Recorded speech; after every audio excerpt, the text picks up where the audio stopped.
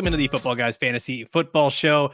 I'm Alfredo Brown, joined as always by Dave Kluge, and we've got a special guest with us here today, Victoria Geary, and we are going to be looking at the rest of season wide receiver rankings. We do this every week with a different positional group in order to kind of figure out strength of schedule going forward, trade value for players, maybe what you guys should be doing with some of these players that are on a hot streak, or maybe they're not playing so great over the last few weeks. So, Dave, what we're going to do. Oh, yeah. And Victoria. Sorry. I'm so used to just like only talking to Dave when he's here. But what we're going to do today is we are going to take these players. We're going to rank them. We're actually starting from 41, random number. What else would you expect from us? Going from 41 all the way to 1. And we're going to be giving you these players in tiers. So let's start all the way at the bottom. At 41, we've got Darnell Mooney, 40, Jacoby Myers, 39, Mike Evans, 38, Jamison Williams. Did you know he lives in Detroit? 37, Michael Pittman Jr., and 36, Khalil Shakir. So, Victoria, I'll start with you first, special guest. Which one of these wide receivers is your favorite value to trade for? Because if we are ranking them this low, you got to think that fantasy managers are also probably not the highest on these guys. Yeah, honestly, off this list, I mean, Mike Evans seems like a no-brainer, only really if you're a contender. Maybe you're at 7-1, 6-2. Try to buy low if you can swing that, because he's going to miss these next few games, but for the playoffs, that looks good. Jacoby Myers with the target share there after Devontae Adams left the building. He's the wide receiver 20 in points per game in those last two healthy games he's played. But guys, one guy that didn't make the list, he didn't seem to make our cut, who I still think you maybe could buy low on. He had kind of an average game this past week. Jalen McMillan on the Bucks. With those injuries to Chris Godwin and Mike Evans, he led wide receivers with 8 targets. That was promising. I know that the points weren't there. He missed on a couple of big opportunities in that game. One where I think either Baker missed him or he ran the wrong route for a really big open lane, potential touchdown, and then another touchdown missed in the end zone. So I think he could have had a much bigger game there. And we got to remember he won that wide receiver 3 role outright from camp. So I think he just needs to continue to build that chemistry with Baker in these games while Mike Evans is still sidelined with the hamstring injury. And obviously we know Cade Otton was a huge hit last week, and I think he'll be the biggest beneficiary there. But McMillan had, I think it was almost 200 total air yards over these last couple of weeks. So I think we'll see some big weeks from him here upcoming. That's a good call out, because I've already seen people dropping McMillan, like people who spent 20, 30% of their fab on McMillan a week ago, see one game with lackluster performance and just move on. It's kind of crazy. I think that you make a good point there that the usage was there, even though the production wasn't. For me, though, it's Mike Evans is the guy that I really want to buy low on if there's an opportunity. I mean, we're obviously down on him. And I will say, being on the wrong side of 30 with the second hamstring injury of the season is concerning. Absolutely. He's probably going to miss some time. I'm kind of shocked he hasn't hit IR yet. But the fact that he hasn't hit IR probably means that this isn't as serious as we had hoped, and hopefully he can be back out there within the next couple of weeks. The one other name I'll throw out, though, is Khalil Shakir. And, we have him ranked similarly to where we did last time. He was wide receiver 36 in our consensus rankings last time we did the show, wide receiver 34 today. But I think that the consensus opinion on him is that he has, downgraded because of the addition of Amari Cooper, but their skill sets are so different. Like, we know that these guys are going to be able to have complementary workloads where they can exist on different parts of the field. I don't think that this is necessarily a bad thing for Khalil Shakir. If anything, having a legitimate wide receiver 1 just opens up more opportunities for big plays for Khalil Shakir. So Evans and Shakir are the two that jump out to me as good values. I think the guys, to me, I think what we can do here is we can always pick like an obvious one of, their trajectory is going to go upward. One of those I do think is going to be Michael Pittman now with the Joe Flacco change at quarterback in Indy. But I'm not going to give that a resounding vote of confidence. The one that I think I really want to look at here, if I'm going to be trading for someone this low, is I almost want to look for the unsuspecting guy, the person that the fellow fantasy manager in my league is probably just willing to let go of. And it's Jacoby Myers, who's been really, really good since week 3. He's the fantasy wide receiver 17 in points per game, and he's averaging 8 targets per game across that span. He's got the target volume. We've always known he's kind of a good PPR play. So if that's the format for your league, I'm kind of cool with just like making a low ball offer for Jacoby Myers. Vic, you're actually highest on him out of the three of us. You have him at wide receiver 35. I'm at 38. Dave, you're at 39. What makes Jacoby Myers stand out to you so much? I just think with the departure of Devontae Adams, that target share there, and I know they're working with a carousel of quarterbacks now, but I mean, he produced last week with their third string quarterback, so I'm not really worried. Mac Jones. Goodness gracious, now that's difficult. Mac Jones also sleeps in a race car bed, in case anyone didn't know that. But yeah, I think he can perform with any quarterback there, so it makes me pretty bullish on him. Yeah, and I mean, you talk about the target share, but let me just like read the numbers here. In the last 4 weeks, where he's played all those games, either with Devontae Adams as a New York Jet or Devontae Adams with his phantom hamstring injury, 9 targets, 10 targets, 9 targets, 7 targets. So Yeah. I think everybody's so enamored by Brock Bowers and what he's doing, but Jacoby Myers is still getting his. So I like that. The one guy that you had talked about, Alfredo, Michael Pittman, I want to discuss him for a little bit because Yeah. if we knew Joe Flacco was going to be the quarterback for the rest of the season, Pittman would probably be inside my top 24. I think my That's the fear thing. here, if you go out and acquire Michael Pittman, is that Richardson, maybe gets benched for 3 or 4 games and then they go back to Richardson. And I can't imagine a worse scenario than trading for Michael Pittman and then Anthony Richardson becoming the starter in week 14. And then you're wondering, like, can I even start this guy? Which you probably can't. So he's a really hard player to rank because it's literally a difference between like wide receiver 24 and wide receiver 50, depending on who his quarterback is. And I think that's what you end up having to do, by the way, is if he does have a big game here with Joe Flacco this week, you probably try to trade him away, sell him for one of these players that other people are just down on at the moment. Are we even Let's trying to buy Jameson Williams? I mean, kind dude, of I glossed don't over his name. What's the next incident that he could get into that I would, don't know. Yeah, he's done gambling, he's done drugs, now he's got the gun charges. I mean, it's just one thing after another. Like I couldn't believe it when I saw that story break. Like this guy cannot stay out of trouble. It's the DEA trifecta for him right now, honestly, man. I don't know what to do with JMO. Like Vic, you and I both have him at wide receiver 38. Dave, you're at 31. And I will say I did this before the Schefter story about the gun charges Yeah. came out, and I could definitely knock him down a few pegs. It's just I want to believe the talent, the opportunity, the offense, like everything is there, but he's just off the charts on the knucklehead meter. I mean, it's like it's not illegal for him to have a gun, or maybe I'm just like I don't quite know the laws over there in Michigan, but I think it's going to be the thing that like he's telling him, I'm on the Lions. I'm on the Lions. I think that's what's probably going to give him a little bit more of a problem. And it's just like, Yeah. the vibes are not great, Dave. We did our vibes episode yesterday for the audio only people. The vibes are just not great. And the Lions are really competing. They are really competing for a Super Bowl. It would not surprise me if they're going out and making some sort of move to add to their offense here. Yeah. All right, let's go to the next tier here. We're at wide receiver 35. This is so strange to say, Vic. You got some splaining to do. At 35, we got Jalen Waddle. 34, Deontay Johnson. 33, Calvin Ridley. 32, Tank Dell. 31, Jackson Smith-Njigba. 30, Romeo Dobbs. 29, Josh Downs. And 28, Lad McConkey. So, Vic, I did ask you. You got some splaining to do. Dave and I each have Jalen Waddle inside our top 30. Dave, you're at wide receiver 29. I'm at wide receiver 27. Vic, yeah, you don't like him. Wide receiver 45. Okay. Now, this is a show where we respect everyone's opinion. I've been a little scared of Jalen Waddle and kind of even talked with Dave about it, that like he might be overrated. 45 is disrespectful, though. What are we doing? Honestly, it is a little disrespectful. I'm with Dave. I think maybe, like he said with Williams, I could move him up a little bit there.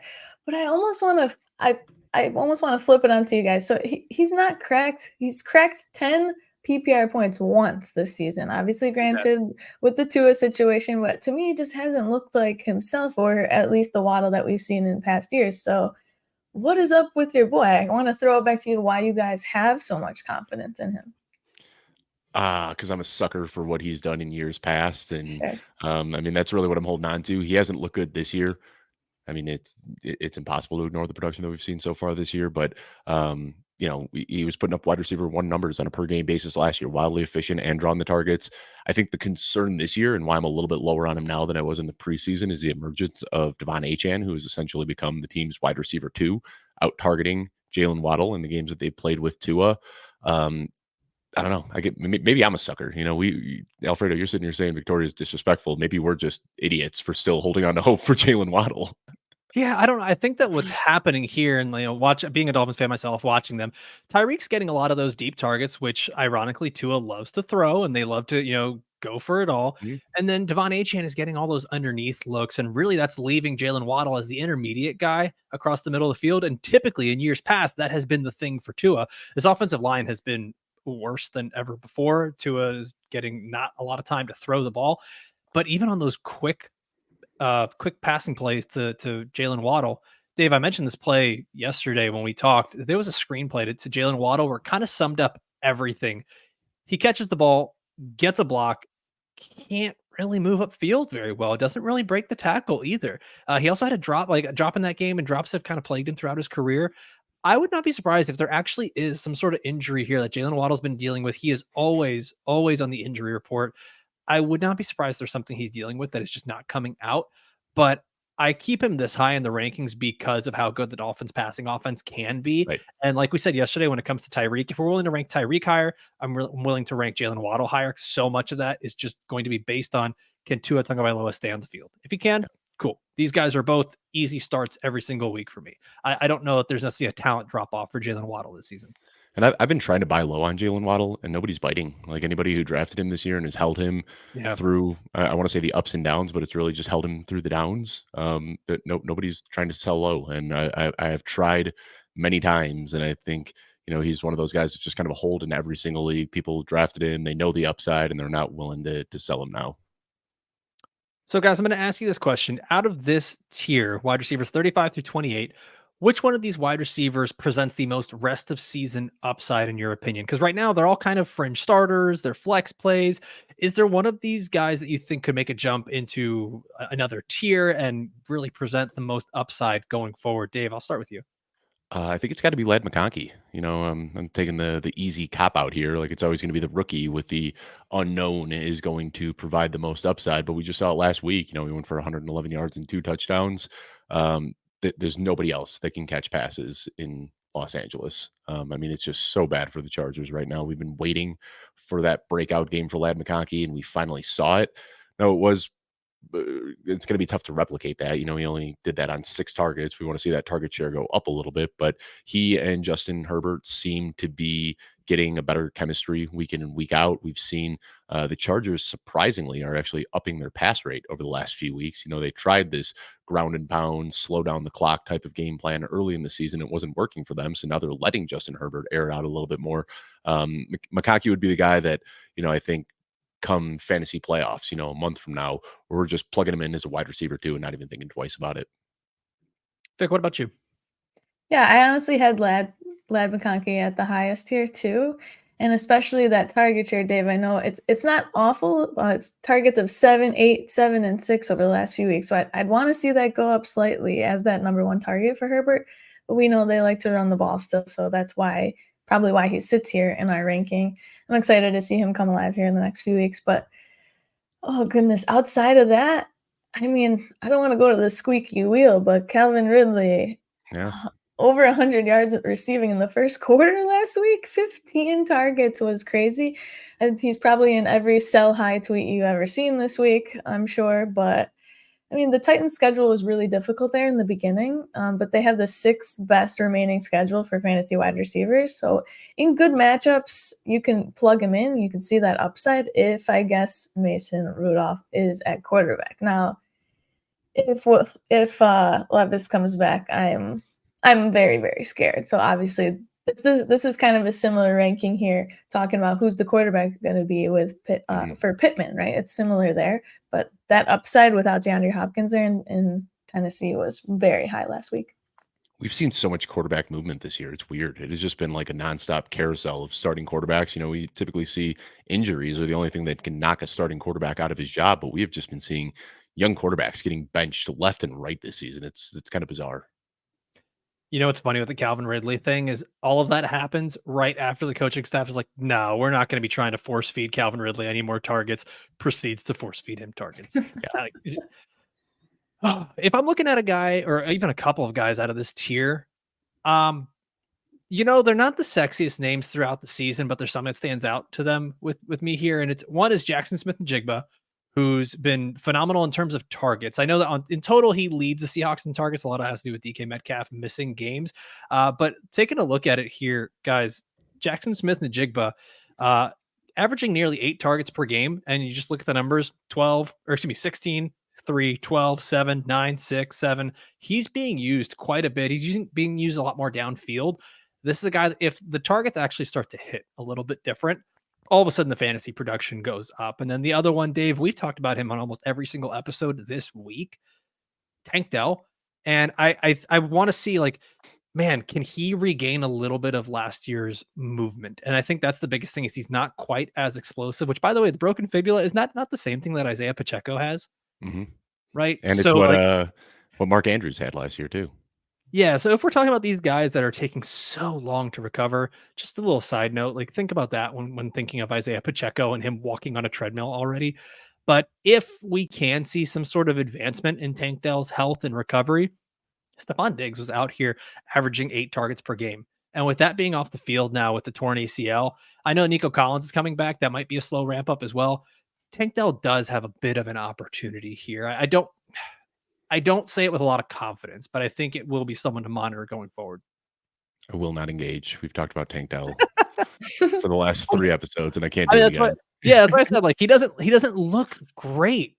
Yeah, that's but my fear. I'm also leaving the door open that physically he can get better. Like we have to at least think of that. We saw it with Tony Pollard last year, where the first half of the year was terrible, and then he kind of left the injury behind him. That is certainly in the range of outcomes for Tank Dell. That this is just the surgery and the shooting are still lingering, and he's still recovering from that, and he could be better in the second half of the year. But there's just nothing I've seen through the first 8 weeks that makes me want to go out and buy Tank Dell. If you buy him, you're just hoping that he's going to get healthier. And that's the thing is if you're buying him right now, you're probably buying him at his highest value because everyone is willing to sell at this point, and Stephon Diggs being out for the season. So I say it all with a lot of caution. I think that if you have Tank Dell on your team, I'm willing just to hold on to him and see where this all goes. All right, let's go to the next tier here. We're at wide receiver 27. We've got DJ Moore.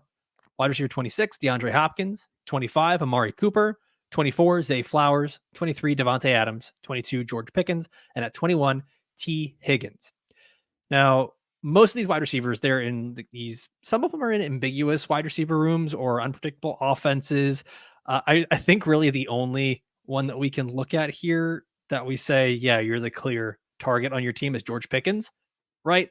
Mm-hmm. So out of these wide receivers, which one can fantasy managers have the most confidence in going forward through the rest of the season here? Because this is kind of it's giving me the ick looking at this tier because I feel like I could start all these guys, but I won't really have a lot of confidence in them. If penalty flags didn't exist, George Pickens would be the wide receiver 1 overall in fantasy. Like that's just nature. So Vic, who do you have the most confidence in the rest of the season going forward here? Yeah, I think I'd stick with Zay Flowers here from this tier, even with Deontay Johnson being shipped to Baltimore yesterday. He has 61 total targets over the last 8 weeks. That's 26 more than the next wide receiver and Rashad Bateman. Obviously, Bateman's going to be ticked down now with Deontay Johnson coming in.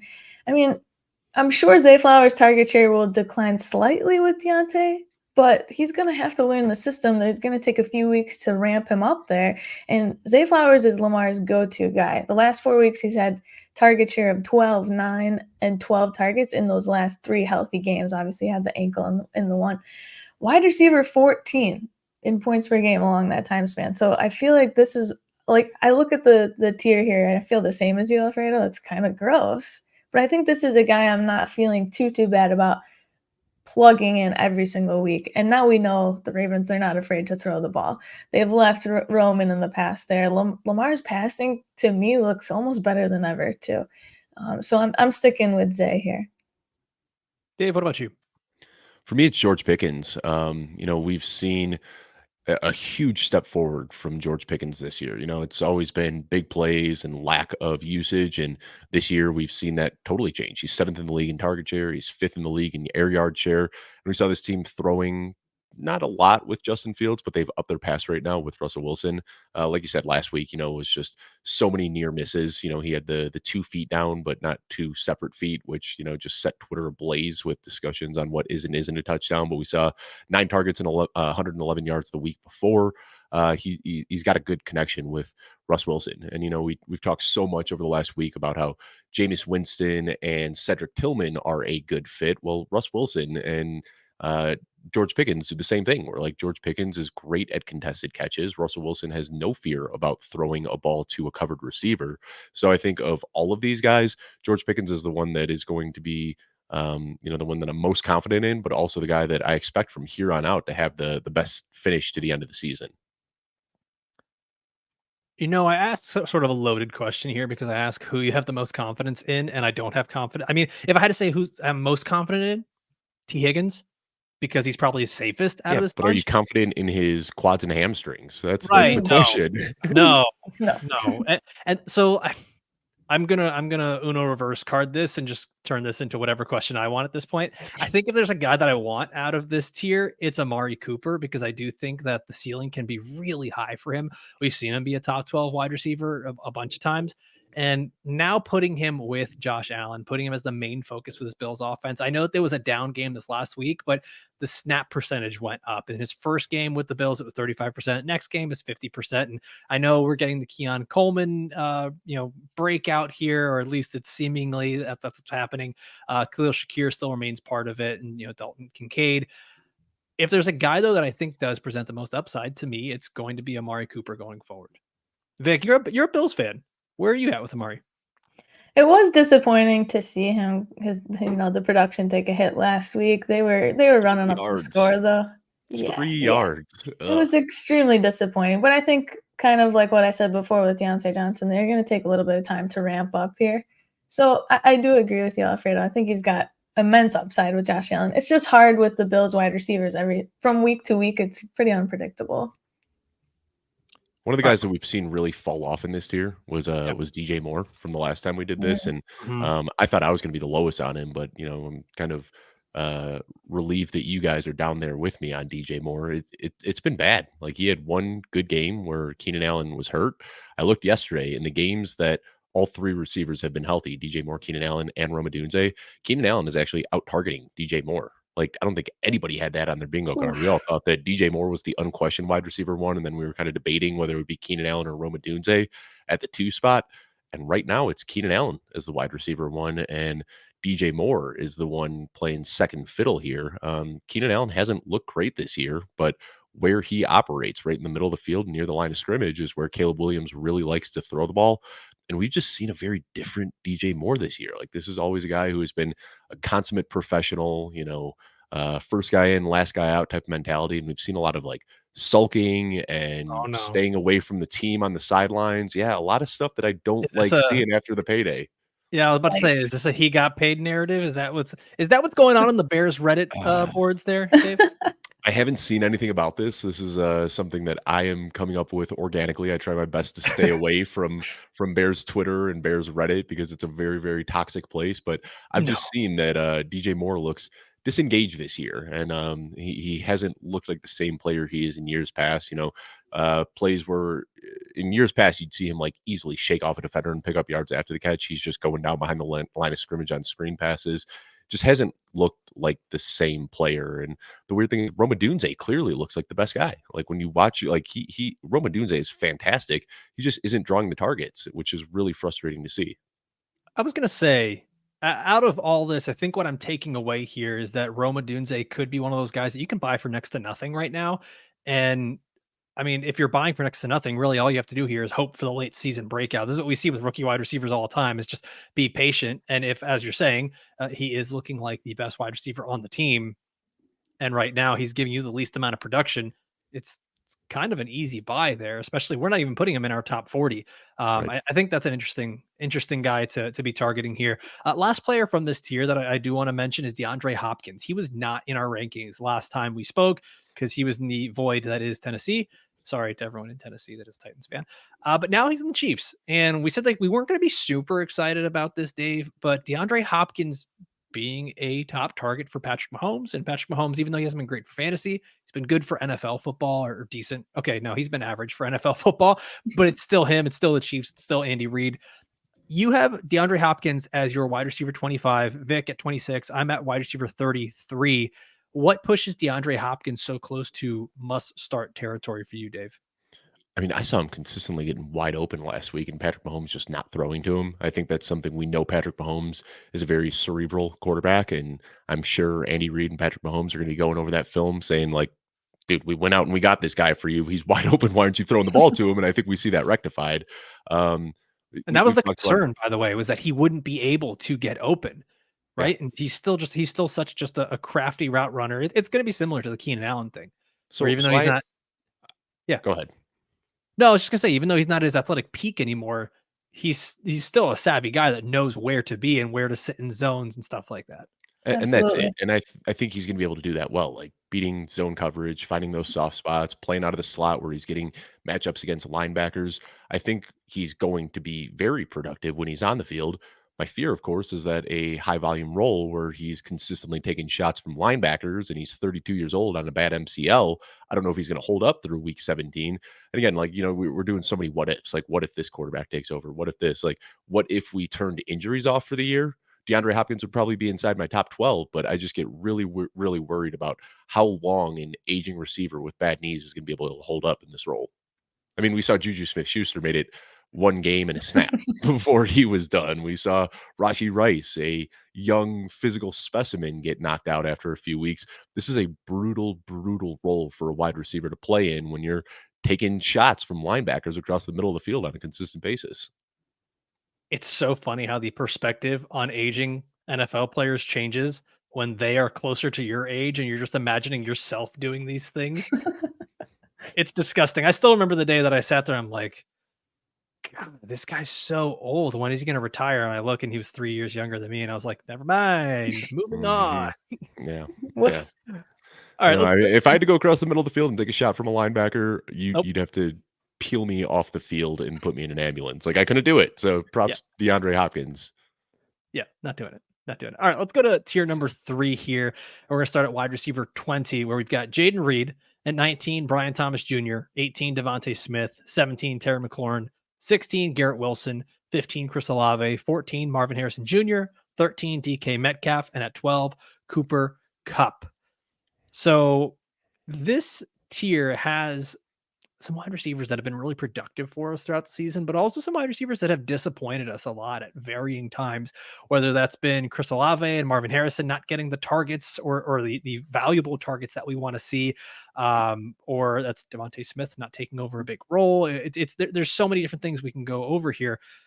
Which one of these wide receivers that are in our top 20 is actually most likely to disappoint fantasy managers over the rest of the season? I know we like to typically be positive, but there might be one of these high value receivers right now that could be worth selling as we get to the midway point of the season. Vic, which wide receiver are you looking to maybe sell or you think is going to be the most disappointing?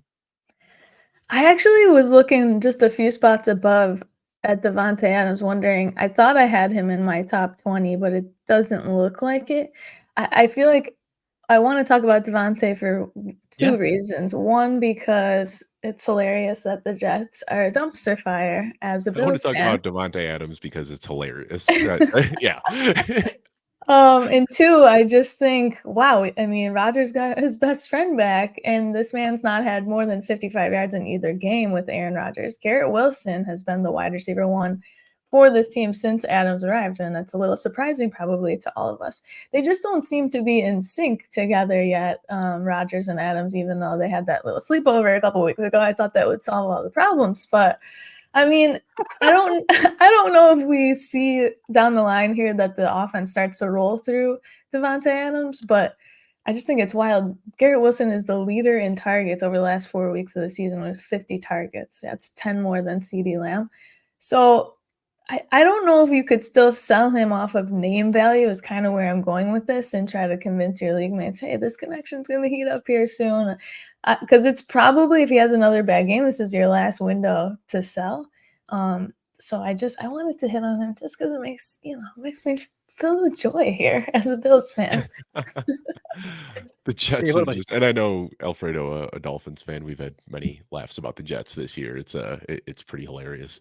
But your question, Alfredo, which guy is most likely to disappoint? I don't want to say it too loud because I was fading this guy hard in the offseason and I caught a lot of flack for it. But Jaden Reed is starting to cool off a little bit. You know, what we saw early in the season was big play after big play after big play, and I was forced to eat a plate of crow, but I was looking at it and he still is a slot only player, which is kind of the concern is that he's not going to be a full-time player on this offense. He's only stepping on the field for 3 wide receiver sets, and the Packers have upped their rate of 11 personnel this year. So there is a lot more opportunity for Jaden Reed, but when he's not ripping off big plays, the production kind of disappears. And we saw last week 2 receptions for 55 yards. The week before that, 2 receptions for 10 yards. As we're seeing Romeo Dobbs really starting to kind of carve out a much clearer wide receiver one role than I think people expected. And, you know, this is something we've talked about a lot, Alfredo. Romeo Dobbs doesn't have the flashy analytical profile for a receiver that gets fantasy nerds drooling, but he is good at blocking. He's good at making contested catches. He's good at knowing where the first down is. He's good at doing all of those small, intricate things that wide receivers need to do. And that's why he's on the field and that's why he gets targeted. So Jaden Reed is a guy that, you know, we were talking about him as like a top 5 rest of season option after the first couple of weeks of the season, but now we're starting to see him cool off. And it wouldn't surprise me if he kind of ends the season. We're looking at him as more of a boomer bust wide receiver 3 than the top 5, top 10 option we were hoping. Yeah, I think that's where I'm at too. The other guy that I was looking at, or I think you can kind of cluster all these guys together, or at least I did in my rankings. But I do think that the Garrett Wilson target share does start to take a hit as Devontae Adams does get a Good. little bit more comfortable in that offense. The frustrations in New York are just boiling over, and I think at some point Aaron Rodgers. Yeah, I know, chef's kiss, Vic. I'm in. But I do think at some point, like Aaron Rodgers does just try to do something different. And right now, the Garrett Wilson thing has not been working for them. Um, yeah, Dave, I think I agree with you on Jaden Reed. That Packers offense, while good, is just way too difficult to try to predict. And Jordan Love is doing his best Jameis impersonation this year, where he just does not care. He's throwing 2 touchdowns and 2 picks every game. Like he doesn't care about what he's doing. Um, Devontae Smith and Terry McLaurin are the guys that I think are interesting to me. As much as like the Commanders have been just a team of destiny, Terry McLaurin, this is the first time we've really seen him perform like this fantasy wise, and I do start to wonder how long that's going to keep lasting. How does this Commanders offense turn into a pumpkin at any point, Dave? Or is Jaden Daniels really just going to keep this thing afloat throughout the rest of the season? Because we do tend to see this at towards the second half of rookie years.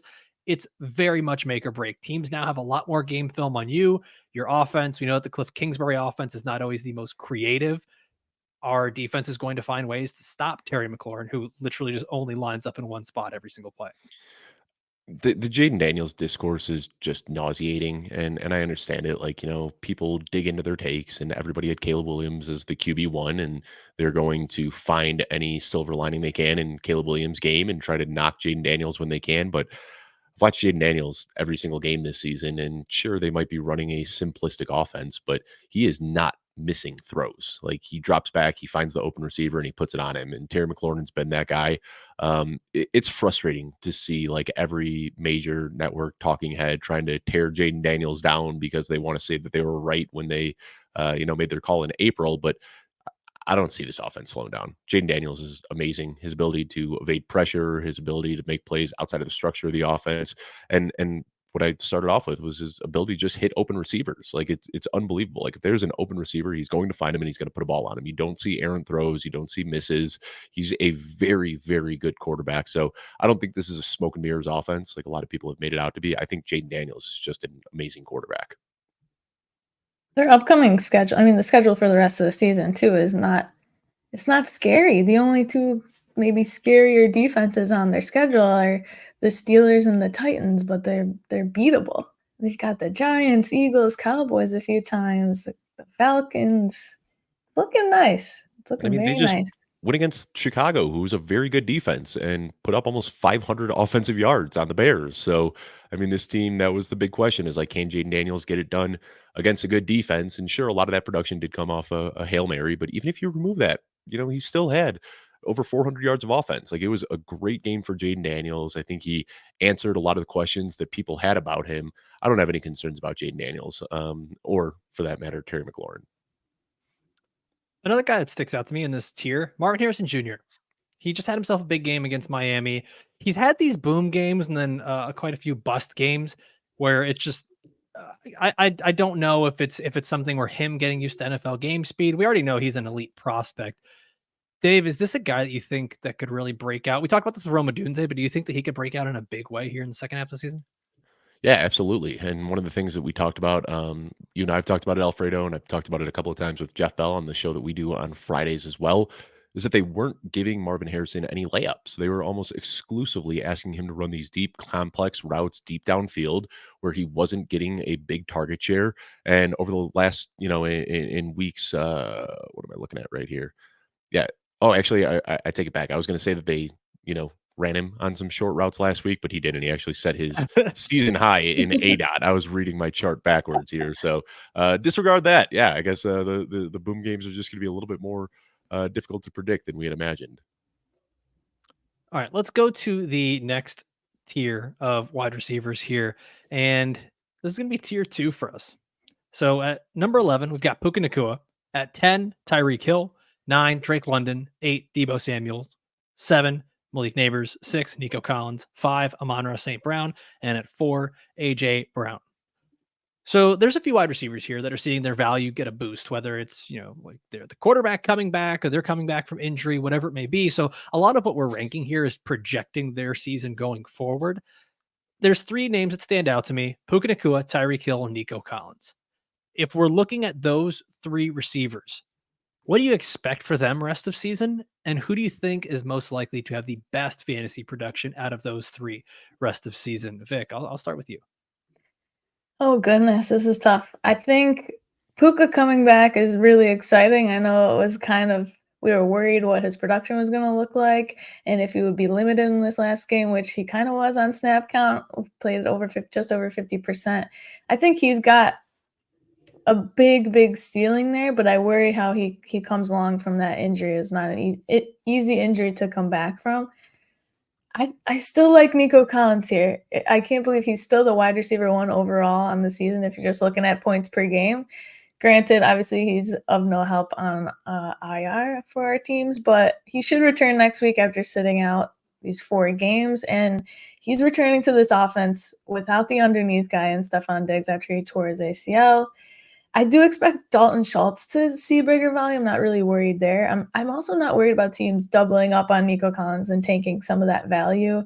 We've already seen him put up pretty elite production last season without Stephon Diggs on the team, and he's coming into almost that same role now. So I think his target share has that upside now without Diggs. I expect him probably to land somewhere in that wide receiver 4 to 9 or 10 range like he did last year. He finished the second half off of the season last year very strong. But my only worry here is the hamstring injury, right? A guy who gives me hope a little bit was A.J. Brown, who suffered a hamstring injury a few weeks ago too and has now been back in the offense and is looking really good. And I know he doesn't have the same exact soft tissue injury history as Nico Collins, but he does give me a little hope. So I think as long as the team takes some precaution, maybe unlike the Bucs did with Mike Evans, I think Nico Collins has a really high upside here.